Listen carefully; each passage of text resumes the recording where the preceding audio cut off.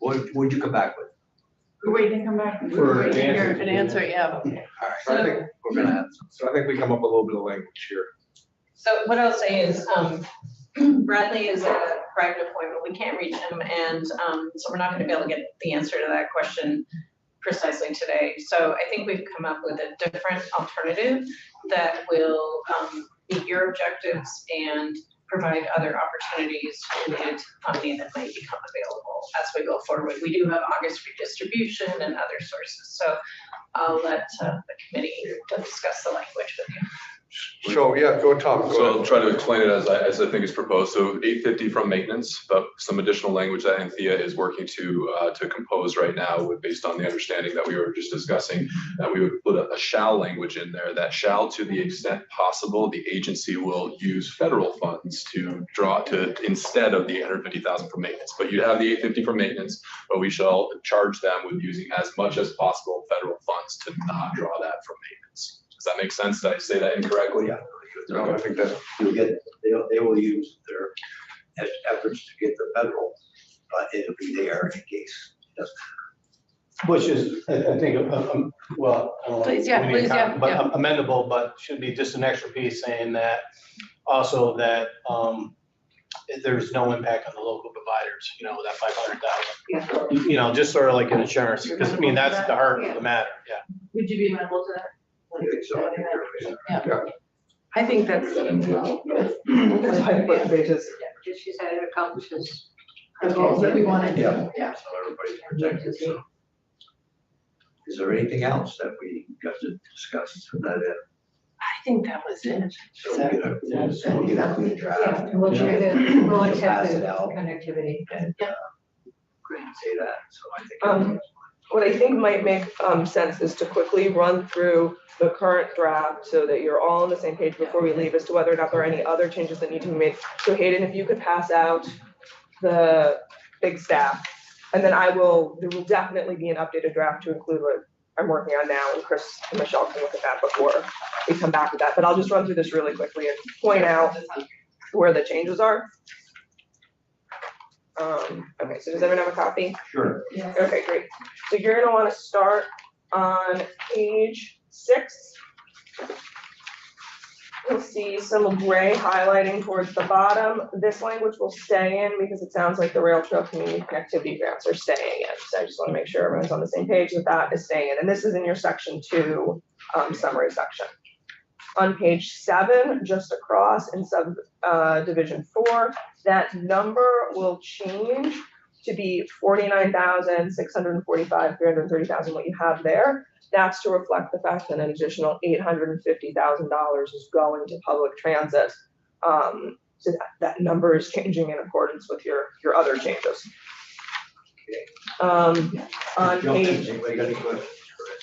On page 8, just a small language change the editors and I worked on. Instead of it used to say or lease B hybrids, being is grammatically correct, and PEV is just using the abbreviation because we have it. So I think everyone's fine with that. Page 10, this is section 3. I'm going to skip over this because you're going to see new highway maintenance language in your next draft. Page 12, paving is staying in.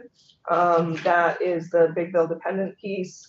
On page 13, one-time appropriations staying in the Senate's version, but the sub-account is changing in the footnotes. So instead of it being the contingent supplemental, whatever it was, Chris, are we good with using other infrastructure, essential investments, and reserve sub-account?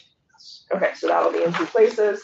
On page 14 as well. I will just clarify that those projects are still funded on a contingent basis, but there's just no longer that third sub-account. Because it got collapsed into the second one. Bottom of page 14, section 7, the rail trail community connectivity grants will stay in. Page 15, section 8, you're going to go with this language, with this, the House's proposed modifications that you talked about earlier with the Caledonia State Airport. Section 9 is staying in. That's the repeal of the authority on May 1, 2026. Section 10 at the bottom of page 17, you talked about this. This is the additional language for the town of Bennington. That's then going to get you to page 22, section 14. You're going to see revised language for this. This is the other piece of the public transit language, so I'm going to skip over that. Section 15, this is the recommendations on funding source for non-federal match public transit report. Originally, it had the not later than January 15th, 2024 at the end of the sentence, and it just seemed potentially ambiguous as to whether or not the public transit providers were operating in the state before January 15th, 2024, when really it's that you want the report not later than, so just move that. No change in what you're asking for, just some clarity there.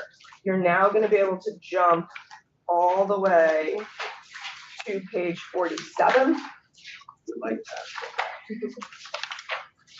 This is what we talked about earlier with the modifications for the legislative intent for the e-bike incentive program, saying it's the intent that the first $100,000 be made available under the prior version of the program, but then the balance of that and the additional 50,000 go out under the modified version of the program.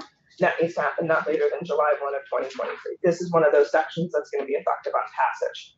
Sections 24, 25, and 26, that's the reallocation to free up the money. This is fiscal year 23 money for the electrify your fleet and the additional 50,000 for the e-bike incentive program. That would also take effect on passage. Page 53, this was just a small error. It previously said in subdivision C at the very bottom of the page that for purposes of the comparison of the anticipated mileage-based user fee would compare to what other vehicles would be paying. It said registration fee from the increased registration fee from the use of a non-plug-in hybrid electric vehicle pleasure car. It was always supposed to say from the use of a plug-in hybrid electric vehicle. That was just a typo, so the non has been taken out. On page 54, just using the acronyms in two places to save a little space, PEV and PHEV. Almost done. Section 32, this is where you have what the House had as the two reports for the carbon reduction mitigation strategies and protect coming on in October and in January. Now it's going to be November 15th of 2023. So you'll see that date updated in your final version.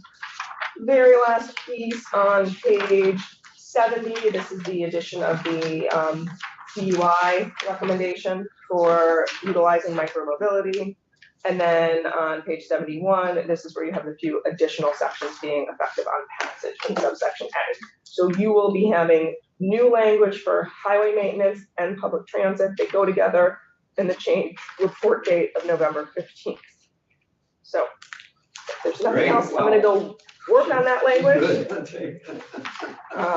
and make sure that Thank you. Chris and Michelle think it does what I think it does when I write it. Is there anything else? Are we timing, Thea? To go do this? You're Don't. amazing, yeah. But I will be back. Want to present the bill? Yeah. No.